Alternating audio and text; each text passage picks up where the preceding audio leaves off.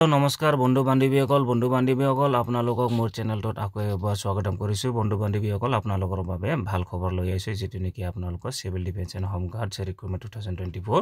271 post online apply আপোনালোকৰ বাবে মুকলি কৰা গৈছে সো বন্ধু বান্ধৱীসকল আপোনালোকে দেখিব পাৰিছে state level police recruitment board Assam last date আপোনালোকৰ ফেব্ৰুৱাৰী 15 2024 লৈকে আপোনালোকে পদটোৰ বাবে আবেদন কৰিব পাৰিব যেটো নেকি আপোনালোকৰ ষ্টাৰ্টিং ডেট 1 ফেব্ৰুৱাৰীৰ পৰা আপোনালোকৰ 15 ফেব্ৰুৱাৰী লৈকে আপোনালোকে পদটোৰ বাবে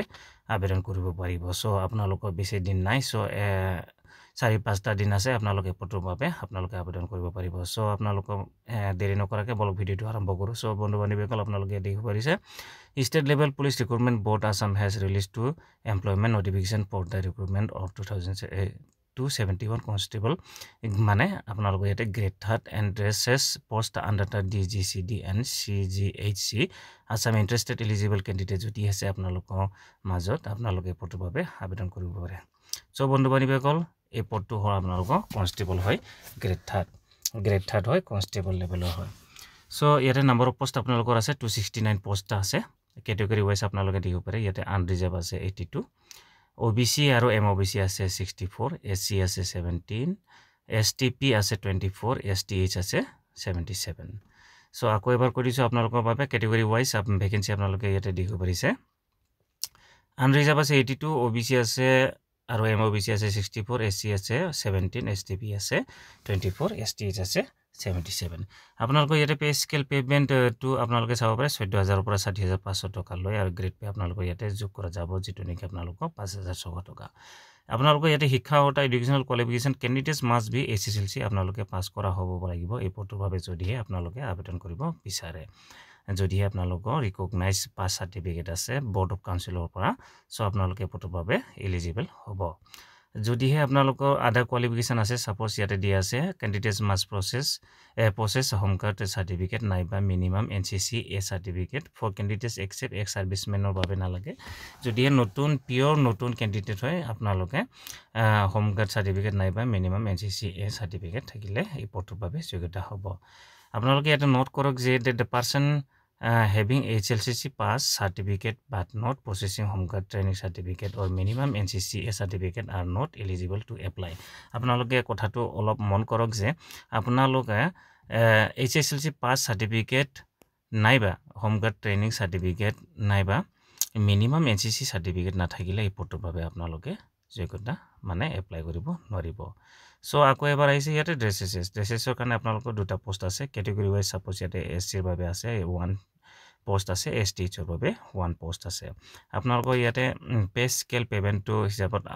দৰমহাটো আপোনালোকে পাব 14000 ৰ পৰা 60500 টকা লৈ আৰু ইয়াতে গ্ৰেড পে আপোনালোকৰ যোগ কৰা যাব যেটো নেকি 5000 টকা সো ইয়াতে আপোনালোকৰ বাবে ড্ৰেছেছৰ বাবে এডুকেশন কোৱালিফিকেশনটো আপোনালোকৰ দৰকাৰ পৰিব candidate must be SSLC or equivalent examination pass from a recognized board of council ইয়াতে অকল মেট্ৰিক সাৰ্টিফিকেট থাকিলেও আপোনালোকে এই পদটোৰ বাবে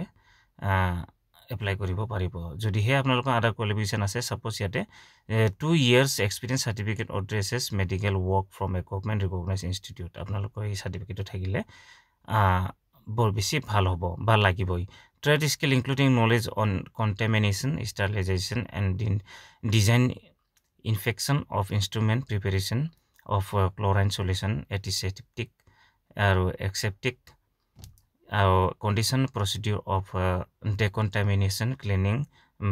bandaging wounds and other affected body parts এইবোৰ আপোনালোকৰ যদি আছে আপোনালোকৰ এই পদটোৰ বাবে যোগ্যতা হ'ব মানে আপোনালোকে এপ্লাই কৰিব পাৰিব ইয়াতে দিয়া আছে other category of civil defence and home guards ৰিক্ৰুটমেন্টৰ বাবে সিটিজেনশিপ আপোনালোকৰ ইয়াতে দিয়া আছে candidates must be Indian citizen permanent resident of Assam আপোনালোকৰ এমপ্লয়মেন্ট এক্সচেঞ্জ ৰেজিষ্ট্ৰেচন কৰা হ'ব লাগিব যিকোনো ডকুমেন্ট যেটো নেকি আপোনালোকৰ আপডেট হ'ব লাগিব যেটো আপোনালোকৰ হাতত থাকে যেটো আপোনাৰ পাৰ্সোনাল ডকুমেন্টস থাকে এইবোৰত আপোনাৰ ৰেজিষ্ট্ৰেচন কৰা হ'ব লাগিব employment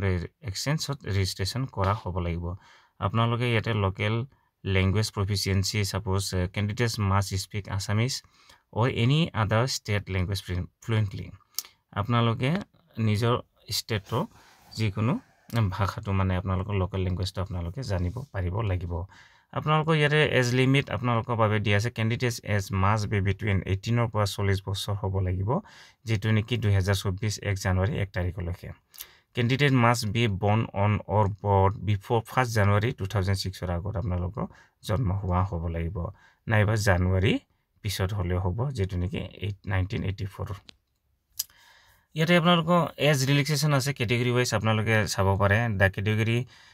wise age relaxation is as mentioned below যেনে এসসি এসটি ৰ বাবে 5 বছৰ এটো নিশ্চয় আপোনালোকে জানে যিকোনো চাকৰি পদটোৰ বাবে 5 বছৰ এসসি এসটি ৰিলেক্সেশন হয় তাৰ পিছত ওবিসি আৰু এমওবিসি ৰ বাবে 3 বছৰ হয় আপোনালোকে নিশ্চয় জানে ওবিসি আৰু এমওবিসি ৰ বাবে 3 বছৰ এজ ৰিলেক্সেশন হয় বন্ধু বান্ধৱীসকল আপোনালোকৰ বাবে এটা এপ্লিকেশন ফি একেবাৰে বিনামূল্য হয় আপোনালোকে কোনো ধৰণৰ এপ্লিকেশন ফি দিব নালাগে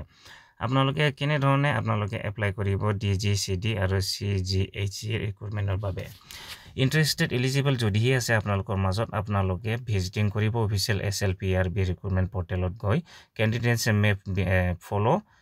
below mentioned steps to apply online যেনে আপোনালোকে স্ক্ৰল ডাউন কৰিলে ওয়েব লিংক পাব আপোনালোকে তাৰ পিছত এপ্লিকেশন ফৰ্ম পাব আপোনালোকে ৰেজিষ্ট্ৰেচন কৰিব তাৰ পিছত অনলাইন এপ্লিকেশন ফৰ্ম আপোনালোকে লগইন কৰিব এডুকেশনাল কোৱালিফিকেশন যেটো পাৰ্সোনাল ডকুমেন্টছ আছে আপোনালোকে আপলোড কৰিব আৰু শেষত আপোনালোকে সাবমিট কৰিব আৰু প্ৰিন্ট আউট কৰিবলৈ নাপাহৰিব ইম্পৰ্টেন্ট ডেট যেনে আপোনালোকে এপ্লাই কৰাৰ সময় আপোনালোকৰ দিন তাৰিখ ইয়াতে দিয়া আছে ডিজিসিটি আৰু সিজিএইচি ৰিক্ৰুটমেন্ট 2024 ৰ বাবে আপোনালোকৰ ষ্টাৰ্টিং অনলাইন ডেট হ'ব আপোনালোকৰ সাবমিশন 1st February 2024 আকৌ এবাৰ কৈছো starting date of online application submission 1st February 2024 আৰু লাষ্ট ডেট আপোনালোকৰ সাবমিশন 15 February 2024 সো বন্ধু বান্ধৱীসকল আপোনালোকে এই পদটো ধুনিয়াকে নতুন পদ ওলাই আহিছে আপোনালোকে এই পদটো আবেদন কৰিব আৰু নতুন চাকৰি আপোনালোকে লবলৈ নাপাহৰিব সো বন্ধু বান্ধৱীসকল আপোনালোকৰ বাবে ভাল খবৰ এটা লৈ আহিলো সো আপোনালোকে এই ভিডিওটি চাই কেনে লাগিলে কমেন্ট বক্সত জনাব আৰু যিমান পাৰে বন্ধু বান্ধৱীলৈ শেয়াৰ কৰিবলৈ চেষ্টা কৰিব সো আকৌ এবাৰ কৈ দিছো আপোনালোকৰ 1st February অনলাইন আপোনালোকৰ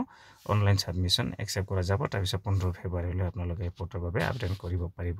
টোটাল ভ্যাকেন্সি আপোনালোকৰ ইয়াতে 269 টা পোষ্ট ওপেন হৈছে আৰু ড্ৰেছেছৰ বাবে 2 পোষ্ট আপোনালোকৰ বাবে ইয়াতে পোষ্ট মুকলি হৈছে সো বন্ধু বান্ধৱীসকল আজি ভিডিওটি মানে শেষ কৰিছো জয় আই অসম